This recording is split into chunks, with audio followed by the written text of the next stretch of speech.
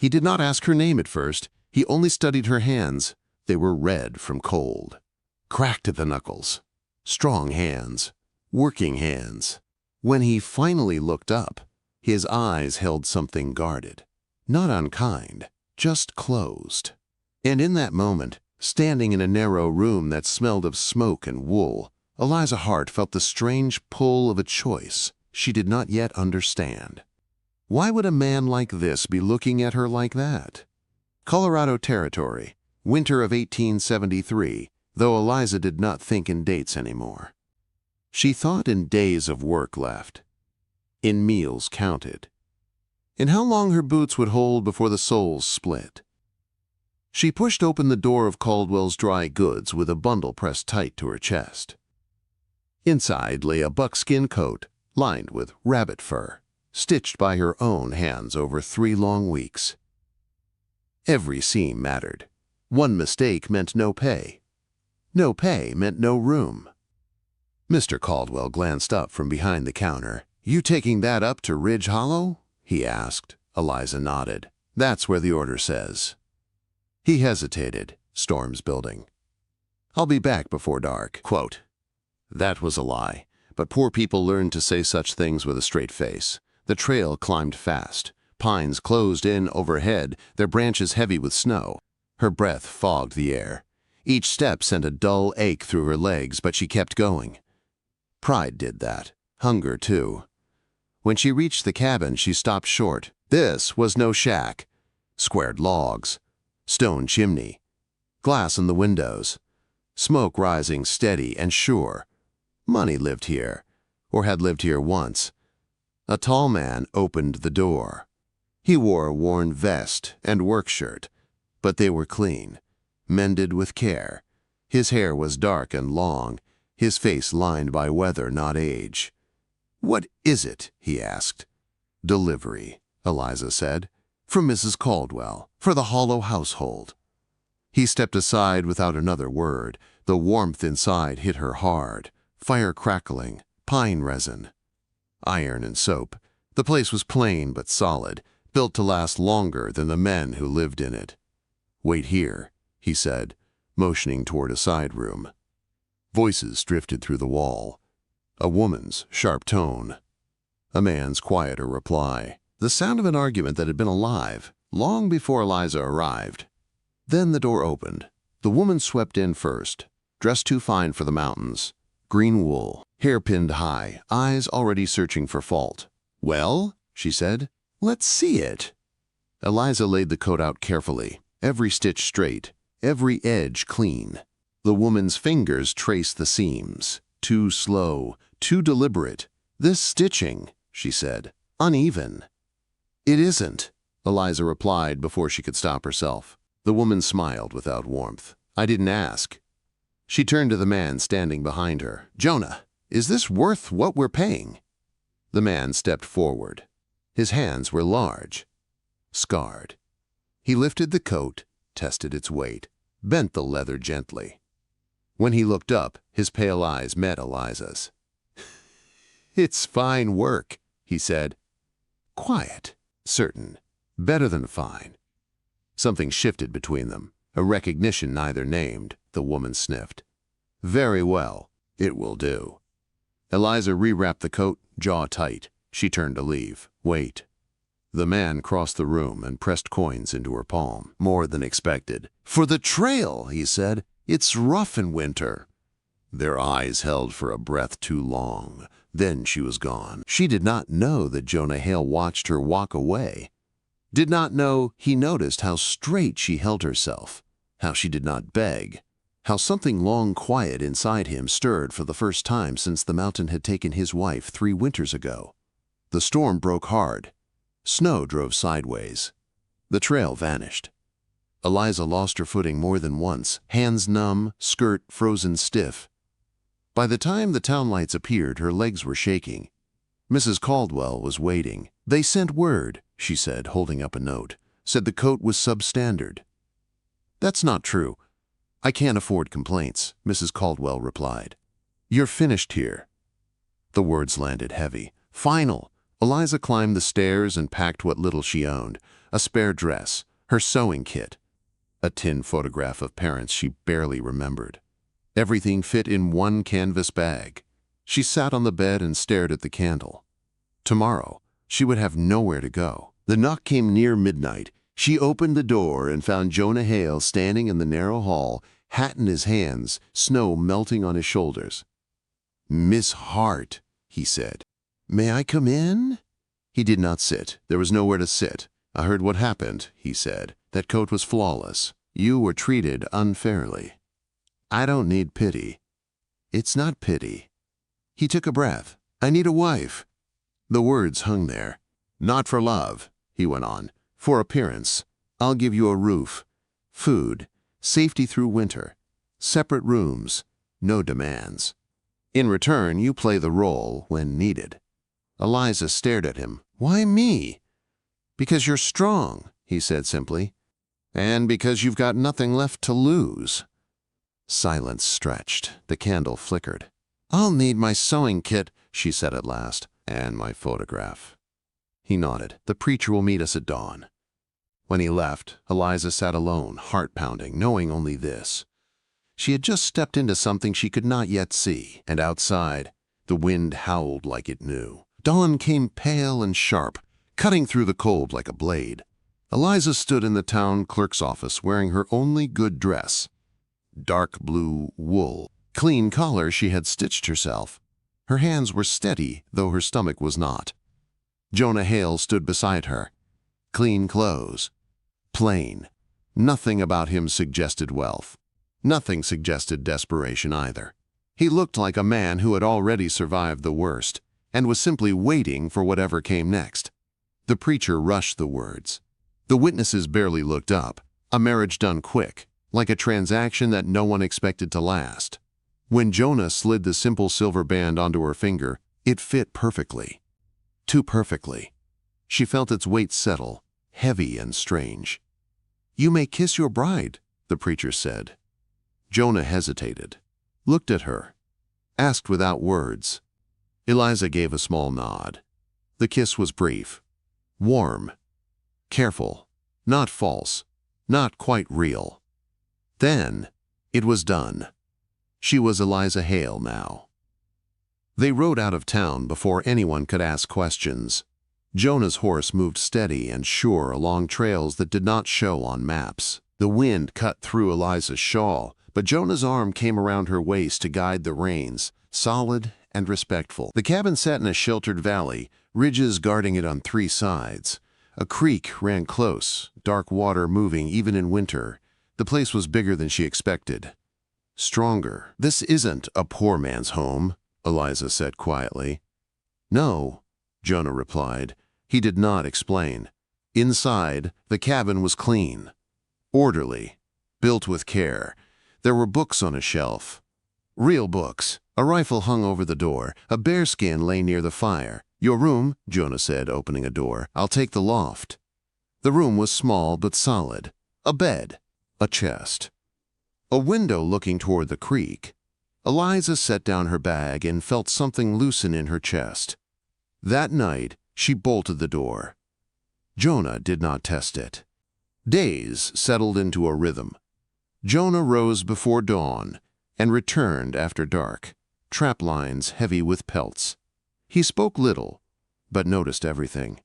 The woodpile stayed full. Supplies appeared without discussion. He fixed things that broke and never commented on how she cooked or cleaned or kept to herself. Eliza explored the cabin slowly. The books surprised her most. Shakespeare, geological texts. Things no simple trapper should own. She said nothing. She cooked because it gave her purpose. Jonah ate like the meals mattered. They were careful with each other, polite, distant, married only when someone might be watching. Visitors came. A trader, a storekeeper. Jonah changed then.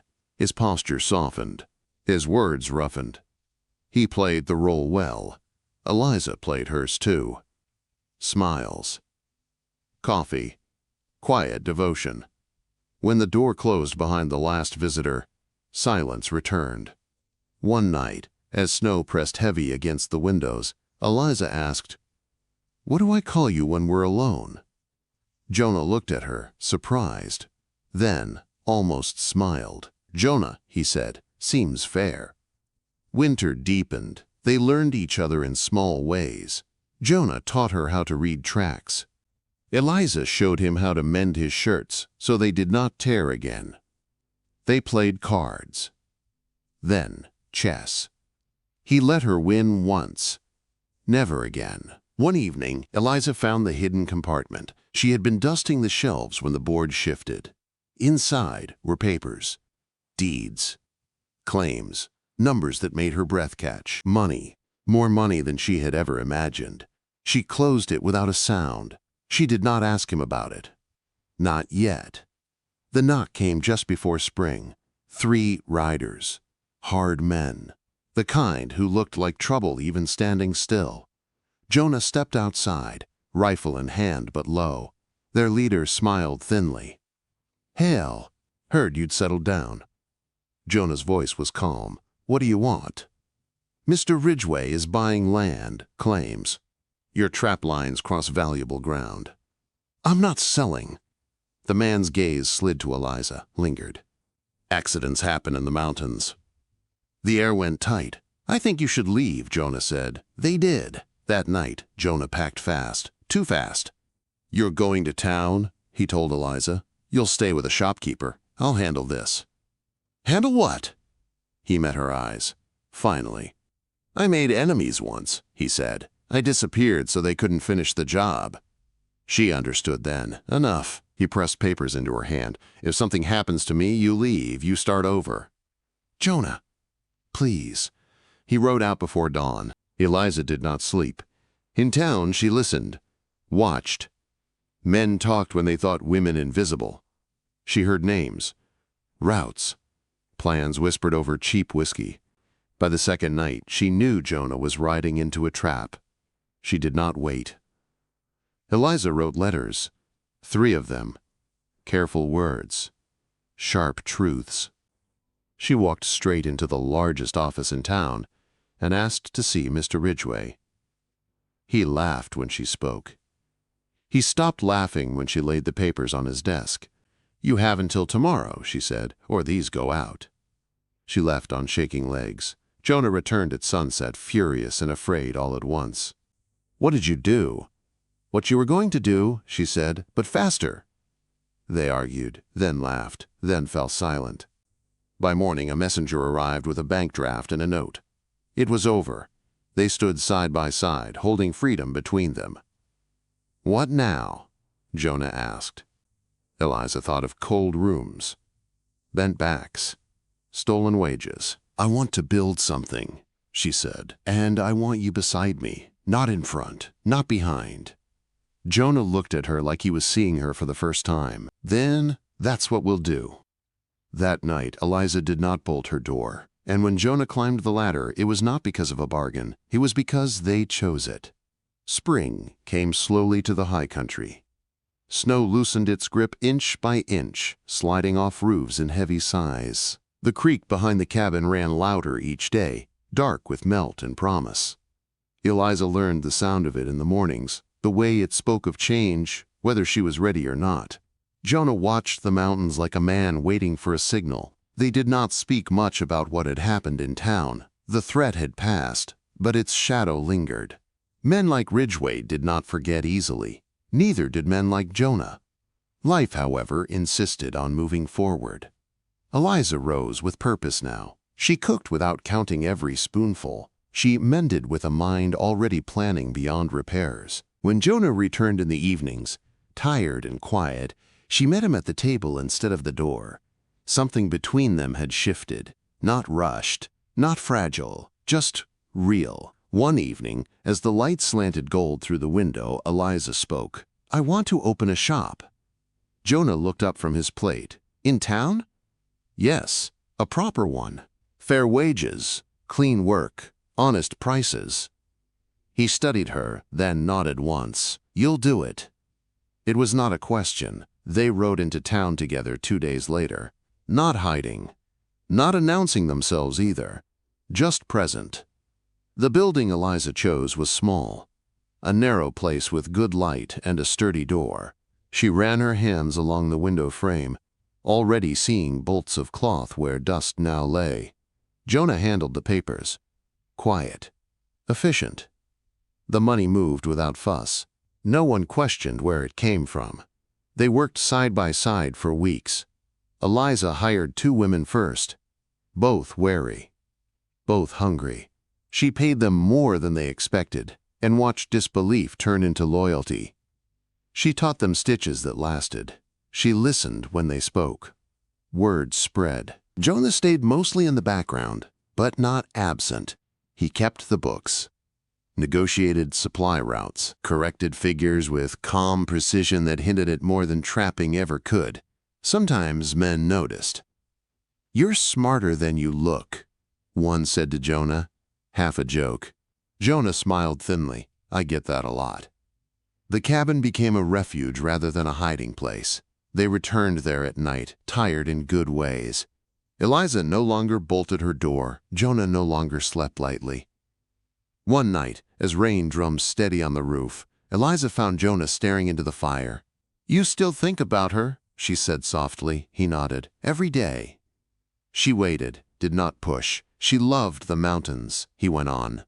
Trusted them too much. Eliza reached for his hand. He did not pull away. "I don't want to replace her," she said. "I just want to walk forward with you." Jonah turned to her then, eyes raw and honest. "That's all I'm asking too." Summer came fast. The shop thrived. Dresses, coats, work shirts. Eliza's name carried weight now. Women came not just for cloth, but for advice, for fairness, for a place that felt safe. Jonah's quiet influence spread as well. Men sought him out for investment, for counsel. He chose carefully, turned some away. Not everyone liked that. A stranger appeared one afternoon, lingering across the street from the shop. Watching. Jonah noticed. So did Eliza. "He's not local," she said. "No," Jonah agreed, "and he's counting." That night, Jonah locked the cabin door for the first time in months. 2 days later, a letter arrived, no signature, just a warning wrapped in politeness. Some men don't like losing ground. Jonah folded it once and burned it. "They're testing us," he said. Eliza met his gaze. "Then we don't flinch." Autumn painted the hills gold. The shop expanded into the room next door. Jonah invested in safer mining equipment, quietly, carefully. Then came the accident. A collapse at a nearby claim. 3 men hurt, none dead. By luck, more than design. Jonah was there within the hour. So was Eliza, sleeves rolled, directing blankets and water, like she had always belonged in the middle of crisis. Men watched her differently after that. So did Jonah. Later that night, he said, "They'll come harder now." Eliza nodded. "So will we." The next letter was signed. An invitation. A dinner. Polite words. Sharp intent. Jonah set it on the table between them. "They want to see who we really are," he said. Eliza looked at the paper, then at him. "Then we stop pretending." He exhaled slowly. "That means revealing things I've kept buried." She took his hand. "You don't have to do it alone." The dinner was set for the following week. As they prepared, whispers moved through town. Names resurfaced. Old deals. Old grudges. The mountains stood quiet, as they always did, watching another season turn. On the eve of the dinner, Jonah stood at the cabin door, looking out at the dark ridges. "If this goes wrong," he said, "we could lose everything." Eliza stepped beside him. "We didn't build this by being careful." He smiled at that. Not wide, but true. They went inside and closed the door together. Outside, the wind shifted, and somewhere down the mountain, men were already making plans. The dinner was held in the finest house in town. Imported lumber. Brass fixtures. Windows that looked down on Leadville like the owner believed himself above it all. Eliza felt the weight of that judgment the moment she stepped inside. Jonah squeezed her hand once. Steady. Grounding. They were announced as husband and wife. Some faces warmed, others sharpened. Men watched Jonah closely. Too closely. The host spoke first. Pleasant words, polite smiles, talk of growth and progress and opportunity. The kind of talk that always came before someone tried to take what did not belong to them. Wine flowed. Plates were cleared. Then the questions began. "You were never much of a trapper," one man said lightly. "Too educated." Jonah smiled. "Books travel easier than people." A ripple of laughter, not kind. Another leaned forward. "Funny how certain claims keep falling into friendly hands." Silence stretched. Eliza set her glass down. The sound cut clean through the room. "My husband understands numbers," she said calmly. "Some men mistake that for deceit." Eyes turned to her now. Jonah watched her, surprise and pride flickering across his face. The host cleared his throat. "No offense meant. We're simply curious." "Curiosity can be dangerous," Eliza replied. "So can greed." That ended the talk. They left soon after, walking into cold night air that felt like freedom. Halfway home, Jonah spoke. "You didn't have to do that." "Yes, I did." He nodded. "Thank you." The attack came 2 nights later. Jonah was late, returning from town. Eliza heard the horse first, then shouting, then the crack of a rifle. She did not freeze. She grabbed the pistol Jonah had taught her to load, slipped out the back, kept low. 2 men had Jonah pinned near the trees, one already down. The other shouting orders he did not understand. Eliza fired once, clean, into the dirt by the man's feet. "Leave," she called. Her voice did not shake. They ran. Jonah stood there, breathing hard, eyes fixed on her. "You came for me," he said. "Of course I did." They did not sleep that night. By morning, the decision was made. "No more half measures," Jonah said. "If they're coming anyway, we end this clean." He brought out the papers then, all of them, deeds, contracts, letters, proof layered upon proof. Eliza read in silence. "You could take this to the governor," she said. "I will," Jonah replied, "but not alone." They rode to Denver 2 days later. The city was loud, growing, hungry, perfect for swallowing secrets whole. Jonah moved with quiet authority there. Doors opened. Names mattered. The truth, once spoken, did not go back into hiding. Hearings followed, investigations. Men sweated in fine coats. Eliza waded through it all, watching, listening, taking notes of who turned away and who leaned in. When it was done, Jonah was offered things, positions, partnerships, power. He turned most of it down. "I've had enough of shadows," he said. They returned to Leadville changed. The shop had grown in their absence. So had Eliza's reputation. Women waited for her counsel. Men for Jonah's word. They stood taller now, together. One evening Jonah said quietly, "You know you saved me twice." Quote. Eliza smiled. "You saved me first." "No," he said, "you saved yourself. I just gave you a roof." She considered that, then nodded. Winter came again, gentler this time. They sat by the fire, plans spread between them. Not survival plans, future ones. Children someday. Expansion. A life not built on running. Jonah reached for her hand. "This was never supposed to be real," he said. Eliza leaned into him. "The best things never are." Outside, snow began to fall. And for the first time, neither of them feared what it might bring. Spring returned with a softer hand. Snow pulled back from the streets. Mud replaced ice. The town breathed easier. So did Eliza. The shop no longer felt like a gamble. It felt rooted. Women filled the work tables from dawn until dusk. Laughter mixed with the steady rhythm of needles. Wages were paid on time. Always. Men noticed. Not all of them liked what they saw. Jonah spent his days moving between the shop and quiet meetings. Not secret ones. Honest ones. He spoke plainly about safety, about fair shares, about things men preferred not to hear when profit was involved. Some listened, others remembered the old ways and missed them. One afternoon, Eliza found a note slipped beneath the shop door. No name, no greeting. Careful where you plant yourself. Some ground turns on you. She burned it in the stove and went back to work. That night, Jonah watched the road longer than usual. "They're restless," he said. "So am I," Eliza replied. "That doesn't mean we stop." He smiled at her then, tired, proud. They had learned each other's silences, when to speak, when not to. The cabin saw less of them now. They still escaped there when the town pressed too close, but Leadville was home. They had chosen it. That mattered. Late one evening, a man came to the shop after closing. He was well dressed, careful eyes. He introduced himself politely.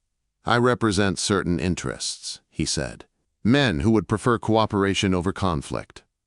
Eliza listened. Jonah stood beside her, arms folded. The man offered money, influence, protection. Jonah shook his head. "We're not for sale," quote. The man's smile thinned. "Everyone is?" "Not us," Eliza said. He left without another word. 2 nights later, the shop window shattered. No one was hurt. That was the message. Jonah swept glass at dawn. Eliza set up boards and opened anyway. Women came. Work continued. The town watched. Pressure built like summer heat. Then came the letter. Stamped. Official. Heavy with meaning. Jonah read it once. Then again. "They're calling a public hearing," he said. "About the mines. About land rights." Eliza understood. "They want to draw you out." "Yes. And you'll go." "I have to." The hearing filled the hall. Miners, investors, townsfolk, men who had never spoken to Eliza nodded now as she passed. Jonah stood and told the truth. He spoke of accidents hidden, of money moved in shadows, of men crushed under silence. Some scoffed. Some paled. By the end, the room felt changed. Not resolved. Changed. Outside, Eliza found his hand. Cold. Steady. "You did well," she said. "So did you," he replied. That night, Jonah did not sleep. Eliza lay awake beside him, listening to his breath. "You're afraid," she said softly. "Yes. So am I." They held hands in the dark, no promises spoken, none needed. The next morning, a stranger waited at the door. Younger, nervous. He handed Jonah a folded paper and left. Jonah read it. His jaw tightened. "What is it?" Eliza asked. "A warning," he said, "and a challenge." The paper named a place, a time, a private meeting. "They want me alone," Jonah said. Eliza shook her head. "No. They'll come anyway," he replied. "This way, I choose where." They argued, quietly, fiercely. At last, Jonah cupped her face. "If I don't go, they'll hurt others, the women, the workers." Eliza swallowed. "Then I'm coming." He studied her, then nodded. "Then we go together." They rode at dusk. The meeting place lay beyond town where the land dipped and rose like a held breath. Old pines, broken stone. Men waited. More than Jonah expected. Talk was brief, sharp, accusations, threats. Then a shot rang out. Chaos followed. Eliza stayed low. Jonah moved fast. Shouts echoed. Horses screamed. When the dust settled, men lay bleeding, but alive. A warning answered with one of their own. Lawmen arrived late, always late. By dawn, the men who had threatened them were gone. So were their claims, their leverage, their certainty. Jonah and Eliza rode home in silence. At the shop, women waited, watching, trusting. Eliza unlocked the door and stepped inside. "This ends now," she said, "or it never ends." Jonah nodded, agreed. They spent the day writing, letters, deeds, plans. By nightfall, the path forward stood clear, hard, honest. As they lay down, Jonah turned to her. "If this costs us everything," he said, "would you do it again?" Eliza did not hesitate. Yes. Outside, the wind shifted again, and somewhere beyond the hills, consequences gathered. The reckoning did not arrive with gunfire. It came with papers, with signatures, with men who suddenly would not meet Jonah's eyes. Spring deepened into summer, and the town shifted in small, telling ways. Claims were reassigned. Inspectors appeared where none had before. Ledgers were opened. Doors once closed stayed that way. The men who had tried to break them did not vanish overnight. But they grew quieter, careful. Power hated light. Eliza felt it most in the shop. Women worked with their heads higher now. They spoke more freely. Some brought their daughters to learn stitches and sums. Eliza taught them all, needle in one hand, ledger in the other.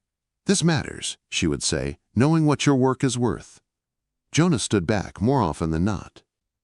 Watching, supporting, letting her lead. One evening, as the sun bled gold across the mountains, Jonah closed the shop door and leaned against it. "It's done," he said. Eliza looked up. "Done doesn't sound like you."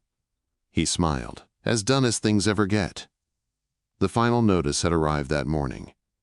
The largest operations around Leadville had been reorganized under new oversight.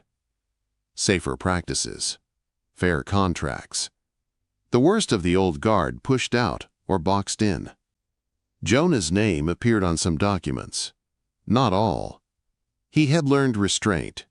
They walked home together through streets that no longer felt hostile. Familiar faces nodded. Some smiled. At the house, Eliza set water to boil and sat at the table, suddenly tired in a deep, honest way. Jonah joined her. "For a long time," he said, "I thought survival meant staying small." Eliza met his eyes. "And now? Now I know it means choosing what you stand for." She reached across the table and took his hand. "We chose well." They spoke that night of the future, not in grand speeches, in details. Another shop, maybe. One farther south, Jonah teaching others what he knew, quietly, carefully. Children someday, if luck allowed. The idea no longer felt fragile. Summer passed. Then, autumn. Aspens flared gold across the hills. The cabin called to them again, and they answered. Not to hide, to breathe. They sat on the porch one evening, wrapped in wool, watching the light fade from the peaks. "Do you ever regret it?" Eliza asked. "The life you could have had, if you'd stayed visible from the start?" Jonah thought for a long moment. "I regret the men who were hurt," he said finally.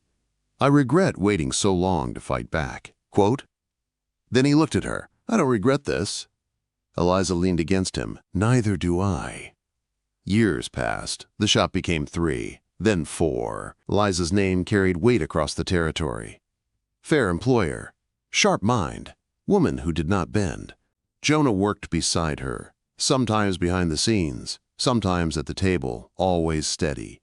He spoke for workers when others would not. He refused deals that smelled wrong.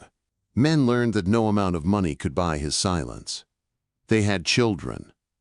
A daughter first, bold, curious, watching everything. Then a son, quieter, with Jonah's eyes and Eliza's patience. They grew up knowing the shop floor and the ledger book, knowing that strength came in many forms. That survival was not the same as living.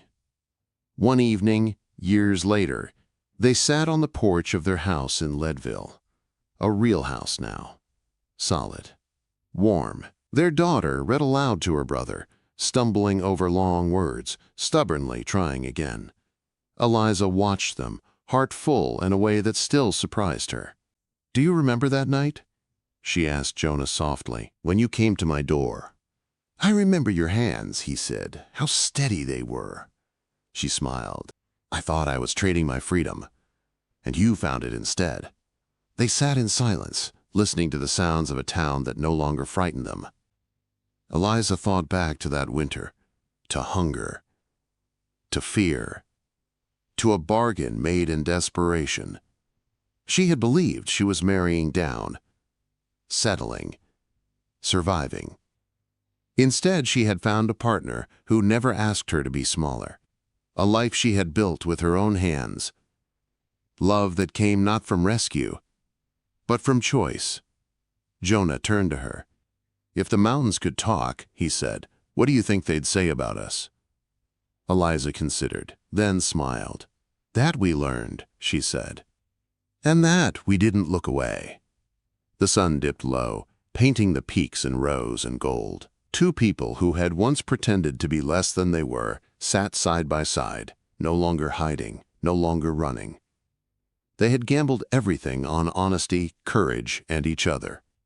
And they had won. If you felt this tale in your heart, don't forget to like, share, and subscribe to Archives of the Wild West, where every story rides through the dust, the danger, and the kind of love that never dies. See you in the next tale, partner.